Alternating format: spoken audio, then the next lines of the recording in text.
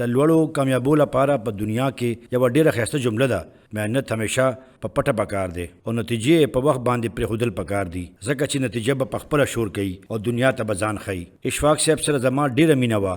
اشفاق صاحب به ویل په بعضو کسانو پسې ته به وې که سپي شوي دي او هغوی ترې بیا منډې وایي او په منډو کې دومره مخکې لاړ شي چې کله وروسته وګوري نو سپی خو پرېږده دنیا یې هم شاته پرېښودلې وي. دا دی کمال چې تاسو د خپلې حصې ډیوه بلولو لپاره روان شئ او په دې بلولو کې چې کله هغه هور ونیسي نو ټوله دنیا روښانه شي.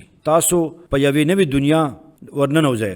زه چې د کومې کامیابۍ طرف ته ستاسو توجه راوستل غواړم هغه دا ده چې د تعریف او تنقید نه بې پروا کار کولو والا کس لوی انسان دی. په خدای مې د قسم وي که ایدي صاحب زموږ د شاباشو اغستو دپاره کار کولو نو هیڅکله به هم د 20 توپو په سلامۍ نه وی ښخ شوی. موږ ډېر ظالمان یو، موږ ډېر ناقدره یو، موږ خپل هیروز نه پیژنو. جناح صاحب ته که پته وی چې زما مزار به جوړیږي او تصویران به وي نو هغه به چرې هم داسې لوړ کارونه نه وی کړی. دا چې د تعریف او تنقید نه پروا کار کول دي دا د لوړو خلکو نښه ده. په دې لاره تلل پکار دي. الله تاسو ته په ژوند کې یو قدم کامیابي درکړې ده، لیکن دا ذهن جوړ کړئ چې زه هغه کس یم چې بس کار به کوم او چې زه هر کله هر کار کوم نو بیا د تعریف او تنقید نه بې پروا به کوم، بې لوسه کار به کوم ولې چې دا زما کار دی. لکه د دریاب په شان د پایلو کولو کتاب کې لیکلي دي کنه چې د انسان تګ لکه د دریاب د بهیدلو په شان پکار دی. که کولاو ځمکه ورته میلاو شي نو دی هم خور شي او که لاره تنګه وي دی هم راغون شي.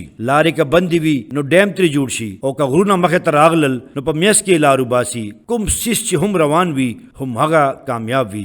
کوم چې ولاړ دی او په یو ځای ناست دی او دا ګڼي چې دا څه هم دي هم دغه هر څه دي نو بیا هغه ناکامه دی. یعنی دا خبره منل چې دا موجوده مقام زما آخري مقام دی نو بس بیا هغه د هغې آخري مقام شي. د داسې مقام نه مخکې مقام ته سوچ کول غټه خبره ده.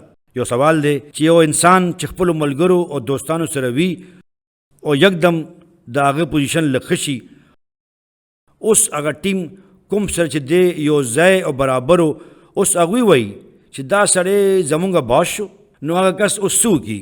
پوینټ نمبر 1 د دې خبرې اعلان نه دی پکار. هسې هم هغه کامیاب شوی خو دی.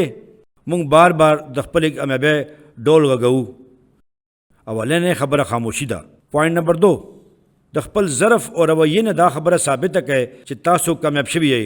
په زوره نه، بیا کیپیسټي بلډینګ دا خبره ثابته کړئ چې زما کامیابي اصل کې ستاسو د ټولو کامیابي ده. کله چې هم موږ دا وایو چې وګورئ زه سوپرمین یم دا زما کمال دی نو یاد ساتئ بیا به خلک حسد در سره شروع کړي.